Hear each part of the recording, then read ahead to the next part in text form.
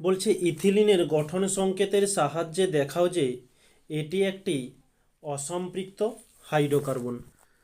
তো ইথিলিন এর গঠন সংকেত হয়ে থাকে C2H4, এটা হচ্ছে সংকেত।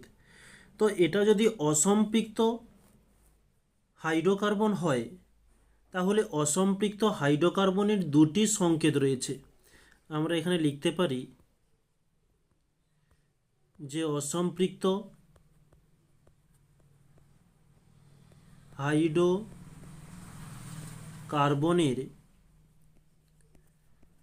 দুটি সাধারণ সংকেত। প্রথমটি রয়েছে CnH2n, আর একটি রয়েছে CnH2n-2। এই দুটি সংকেতের মধ্যে যে কোনো একটি সংকেত সঠিক হয়ে গেলেই এটি হচ্ছে অসম্পৃক্ত। তো আমরা n সমান 2 ধরি, C এর কাছে C দিলাম, n এর পরিবর্তে 2, H2 ইন্টু n আমরা কত ধরেছিলাম 2। তাহলে C, আচ্ছা 2টা কেন ধরলাম, কারণ C এর কাছে 2 আছে বলে। ওকে, তাহলে C 2 চলে এলো, H 2 দুগুণে 4। দেখো এটাই হচ্ছে ইথিলিনের সংকেত, তাহলে এটা প্রযোজ্য আমরা বলতে পারি। এটা যেহেতু প্রযোজ্য এটা তাহলে হবে না। ওকে, তাহলে যে কোনো একটা প্রযোজ্য হলেই এটা হচ্ছে অসম্পৃক্ত হাইড্রোকার্বন। এটা হচ্ছে আমরা সংকেতের মাধ্যমে বুঝালাম। তো এখানে যদি আমরা গঠন দ্বারা উল্লেখ করি, ইথিলিনের গঠন হয়ে থাকে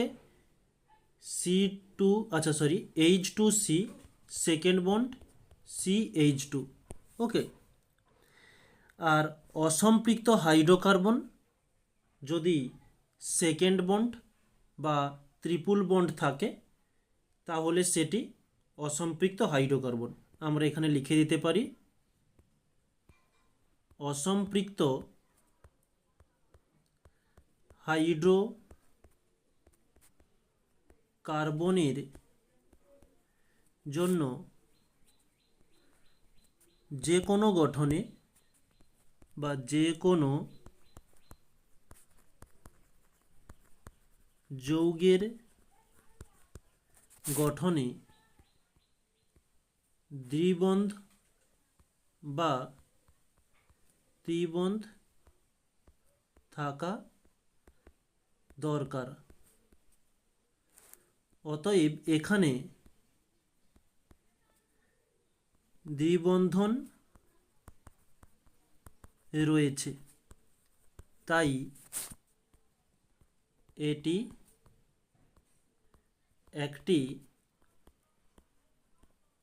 অসম্পৃক্ত হাইড্রোকার্বন।